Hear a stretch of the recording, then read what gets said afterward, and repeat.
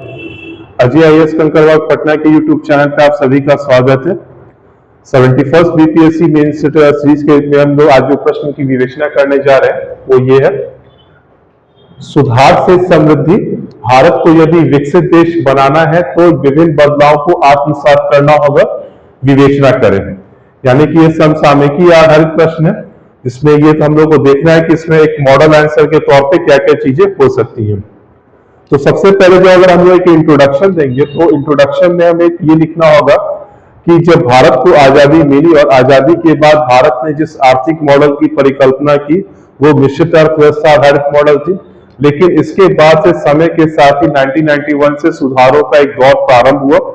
1991 में जो सुधार हुआ उसे हम प्रथम पीढ़ी का सुधार कहते हैं और उसके बाद जो सुधार हुआ फिर द्वितीय पीढ़ी के सुधार के अंतर्गत आता है। लेकिन अभी हाल फिलहाल जो लक्ष्य तय किया गया है कि 2047 तक भारत को एक विकसित राष्ट्र बनाना है, तो विकसित राष्ट्र बनाने के लिए पुनः यह आवश्यक हो जाता है कि कुछ सुधारों को लागू किया जाए। तो इसी सुधार के अंतर्गत क्या क्या क्षेत्र आ सकते हैं, तो यहाँ पे जो सुधारों के क्षेत्र होंगे उसमें जो सबसे पहला जो आ जाएगा वो होगा न्यायिक सुधार। तो प्रश्न यहाँ पर स्वाभाविक तौर पे है कि जब हम न्यायिक सुधार की बात करते हैं तो उसका अर्थव्यवस्था से क्या संबंध है, क्योंकि आज अर्थव्यवस्था की में इतनी तेजी से गतिविधियों में वृद्धि हो रही है कि बिना न्यायिक सुधार के वो संभव नहीं है, क्योंकि आर्थिक गतिविधियां बहुत हद तक न्यायिक प्रणाली पर भी निर्भर करती हैं। इसलिए ये आवश्यक हो जाए कि न्यायपालिका में सुधार करके भी हम आर्थिक गतिविधियों को बढ़ा सकते हैं। इसके बाद दूसरा जो क्षेत्र जो है सुधार का वो है श्रम सुधार।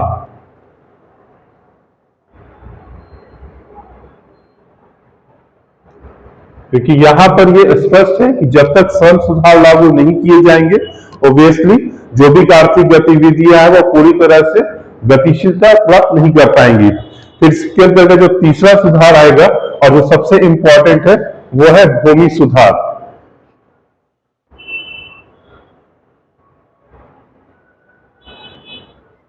यह एक ऐसा क्षेत्र है जो सबसे पुराना है, यानी कि जब तक भूमि सुधार को लागू पूरी तरीके से नहीं किया जाता है तो जितनी भी आर्थिक गतिविधियों का क्षेत्र होता है, क्योंकि भूमि एक उत्पादन के साधन के तौर पर जानी जाती है और जब तक इसमें सुधार नहीं होगा तब तक हम आर्थिक गति को प्राप्त करने का लक्ष्य प्राप्त नहीं कर सकते। इसके साथ साथ अगर हम चौथे सुधार की अगर बात करें तो वो आ जाएगा सामाजिक सुरक्षा।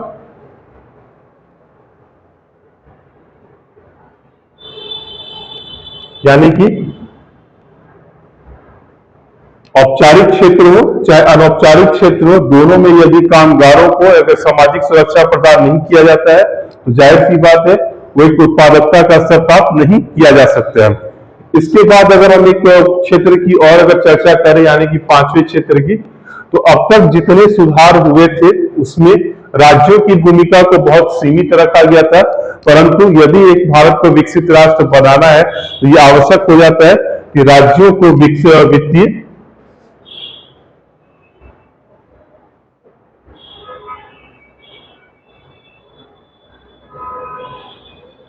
और कानूनी स्वायत्तता प्रदान की जाए ताकि वो भी भारत को आगे बढ़ाने में अपना पूरा योगदान दे सके। इसके बाद विकास के क्रम में यह आवश्यक है कि हमारे देश में जितने भी शहर है वो एक विकास के इंजन के तौर पे कार्य करें। इसलिए अगर हम अपने शहरों का सशक्तिकरण नहीं करते हैं तो फिर यह बदलाव अपेक्षित नहीं हो पाएगा। यहाँ पे शहरों का सशक्तिकरण,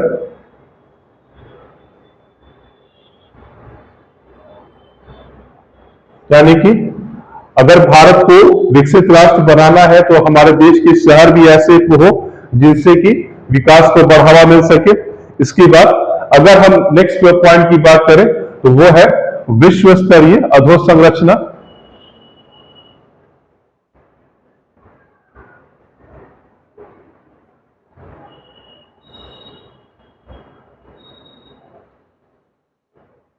क्योंकि बिना पूर्ण अधोसंरचना के विकास किए हुए विकास की गति को बढ़ावा नहीं दिया सकता और यह अधोसंरचना दोनों क्षेत्रों में आनी चाहिए, भौतिक क्षेत्र में भी और प्लस सामाजिक क्षेत्र में भी। इसके बाद अगर हम कामगारों की बात करें तो कार्य करने का एक पूर्ण